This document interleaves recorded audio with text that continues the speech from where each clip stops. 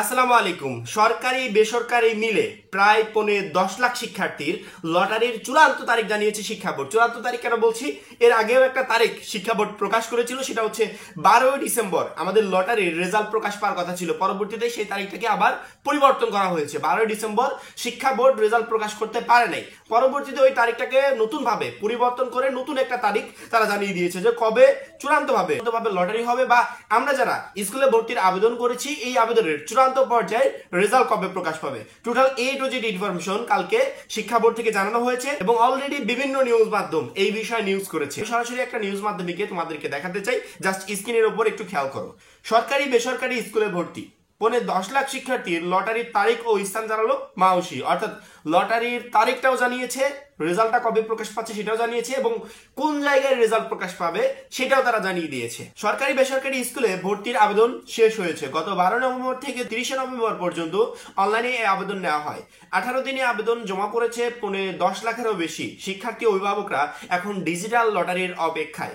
ভর্তির বিজ্ঞপ্তি অনুযায়ী আবেদন প্রক্রিয়া শেষে 12 ডিসেম্বর লটারি হওয়ার কথা ছিল, তবে টেকনিক্যাল সমস্যার কারণে তা পিছিয়ে 17 ডিসেম্বর নির্ধারণ করা হয়েছে। অর্থাৎ আমাদের রেজাল্ট প্রকাশ পাওয়ার কথা ছিল কত, 12 ডিসেম্বর। পরবর্তীতে টেকনিক্যাল সমস্যার কারণে সেই তারিখটাকে পরিবর্তন করে 17 ডিসেম্বর করা হয়েছে। ঠিক আছে, 17 ডিসেম্বর ফিক্সড তারিখ, চূড়ান্ত তারিখ। এই 17 ডিসেম্বর 10 লাখ শিক্ষার্থীর রেজাল্ট প্রকাশ পাবে লটারির মাধ্যমে। এদিন রাজধানীর সেগুনবাগিচায় আন্তর্জাতিক মাতৃভাষা ইনস্টিটিউটে এই লটারি অনুষ্ঠিত হবে। তবে ডিজিটাল লটারির ফলাফল জানতে শিক্ষার্থী অভিভাবকদের আন্তর্জাতিক মাতৃভাষা ইনস্টিটিউটে যাওয়ার বা উপস্থিত থাকার কোনো প্রয়োজন নাই। যেহেতু বিষয়টা ডিজিটাল, সেক্ষেত্রে আমরা সুন্দরভাবে অনলাইনের মাধ্যমে বা এসএমএস এর মাধ্যমে জানতে পারবো। আমাদের এখানে যে স্থানের রেজাল্টটা প্রকাশ পাবে এখানে উপস্থিত হওয়ার কোনো প্রয়োজন নেই। তারা ঘরে বসে অনলাইনে এবং এসএমএস এর মাধ্যমে ফলাফল জানতে পারবে। অর্থাৎ 17 ডিসেম্বর লটারিটা হবে, ওই দিন আমাদের ওইখানে যাওয়ার প্রয়োজন নেই। আমরা ঘরে বসে প্রথমত এসএমএস এর মাধ্যমে আমাকে জানিয়ে দেওয়া হবে আমার রেজাল্টটা কি। দ্বিতীয়ত হচ্ছে অনলাইনের মাধ্যমে আমরা জানতে পারবো আমাদের রেজাল্টটা আসলে কি, এবং এই বিষয়ে পরবর্তীতে আমি আলাদা করে একটা ভিডিও আপলোড করব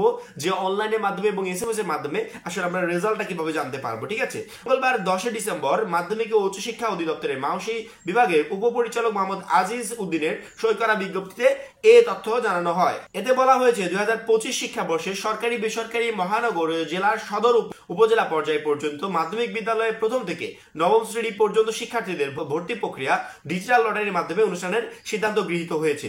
সিদ্ধান্তের আলোকে কেন্দ্রীয় ডিজিটাল লটারির প্রক্রিয়ার সঙ্গে অন্তর্ভুক্ত প্রতিষ্ঠানগুলো প্রথম থেকে নবম শ্রেণী শিক্ষার্থী ভর্তি লক্ষ্যে শিক্ষার্থী নির্বাচন 17 ডিসেম্বর সকাল 10টায় আন্তর্জাতিক মাতৃভাষা ইনস্টিটিউটে অনুষ্ঠিত হবে। লটারি অনুষ্ঠানের সময়সূচি সংশ্লিষ্ট সবাইকে নির্দেশক্রমে অবহিত করা হলো। সরকারি স্কুলে তীব্র লড়াই, আমরা আগেও শুনেছিলাম যে সাধারণত বেসরকারি স্কুলের সিট সংখ্যা তেমন একটা ফিল আপ হয় নাই, তবে সরকারি স্কুলে সিট সংখ্যার থেকেও কয়েক গুণ বেশি শিক্ষার্থী আবেদন করে। সেক্ষেত্রে সরকারি স্কুলগুলোতে চান্স পাওয়া শিক্ষার্থীদের জন্য একটু টাফ হয়ে যাবে এবং অনেক শিক্ষার্থী স্কিপ হয়ে যাবে, অনেক শিক্ষার্থী বাদ পড়ে যাবে। তাদের পছন্দের যে স্কুলগুলো আছে সেগুলোতে তারা ভর্তি হতে পারবে না। মাউসি সূত্র জানায় গত 12 নভেম্বর থেকে 30 নভেম্বর পর্যন্ত অনলাইনে স্কুলে ভর্তির আবেদন করার সুযোগ পেয়েছিল শিক্ষার্থীরা। 18 দিনে সরকারি বেসরকারি মিলে মোট 9,83,539 জন শিক্ষার্থী ভর্তির আবেদন করেছে। তার মধ্যে সরকারি স্কুলে ভর্তির জন্য আবেদন পড়েছে 6,35,072টি, অর্থাৎ 10 লাখ শিক্ষার্থীর ভিতর 6,35,072টি আবেদনই ছিল সরকারি স্কুলগুলোতে, আর বেসরকারি স্কুলে মাত্র 3,48,467টি। এবার সরকারি বেসরকারি 5,625টি বিদ্যালয়ে মোট ফাঁকা আসন আছে 11,16,633টি। মাউসির তথ্য অনুযায়ী 680টি বিদ্যালয়ে 1,08,716টি আসনের বিপরীতে আবেদন করেছে 6,35,072 জন। অর্থাৎ এখানে তারা কি বলেছে, মাউসির তথ্য অনুযায়ী 680টি সরকারি বিদ্যালয়ে 1,08,716টি আসনের বিপরীতে সরকারি স্কুলগুলোতে আসন সংখ্যায় হচ্ছে 1,08,716টি, সেখানে আবেদন করেছে 6,35,072 জন। তাহলে এই 1,08,000 শিক্ষার্থী এখানে চান্স পাচ্ছে, বাদ বাকি 5 লাখ শিক্ষার্থী কি বাদ পড়ে যাচ্ছে? না, পরবর্তীতে তাদেরকে অন্য সিস্টেম করা হবে যাতে অধিকাংশ শিক্ষার্থী এখানে বাদ না পড়ে। সেটা মাউসি ভাববে যে কিভাবে করা যায়। সরকারি স্কুল আবেদনকারীর পছন্দ চয়েস দিয়েছে 9,64,850টি। অন্যদিকে 4,945টি বেসরকারি শূন্য আসন রয়েছে 10,07,673টি। বিপরীতে আবেদন করেছে 3,48,467 জন শিক্ষার্থী। সেই হিসেবে ভর্তির পরও বেসরকারি স্কুলে আসন শূন্য থাকবে। সরকারি স্কুলগুলোতে শিক্ষার্থীরা চান্স পাবে না, কারণ কি সরকারি স্কুলেতে আবেদনের মানে সিটের তুলনায় প্রায় 6 গুণ বেশি শিক্ষার্থী আবেদন করেছে। সেক্ষেত্রে চান্স কিভাবে হবে?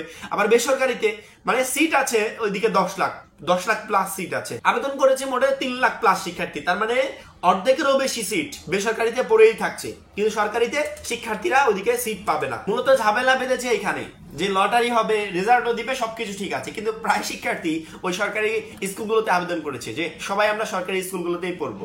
সরকারি স্কুলেতে যে আসন সংখ্যা রয়েছে তার চেয়ে কয়েক গুণ বেশি শিক্ষার্থী আবেদন করেছে। লটারির মাধ্যমে হয়তো বা প্রচুর পরিমাণ শিক্ষার্থী তাদের পছন্দের যে স্কুলটা সেই স্কুলটা তারা পাবে না বা সেই স্কুলে ভর্তি হতে পারবে না। পরবর্তীতে হয়তো মানুষ কোনো একটা সিস্টেম করবে এই শিক্ষার্থীদেরকে জায়গা করে দেওয়ার জন্য, কিন্তু বেসরকারিতে যে আসন সংখ্যা ছিল তার থেকে কয়েক গুণ কম শিক্ষার্থী আবেদন করেছে। এই হচ্ছে মূলত কাহিনীটা। 17 ডিসেম্বর আমরা সেই চূড়ান্ত রেজাল্টটা পাচ্ছি, যে রেজাল্টের মাধ্যমে জানতে পারবো আমরা যে কে কোন স্কুলের জন্য আসলে সিলেক্ট হয়েছি। এখন এই পর্যন্তই। পরবর্তী ভিডিওর জন্য চ্যানেলটা সাবস্ক্রাইব করে রাখবে।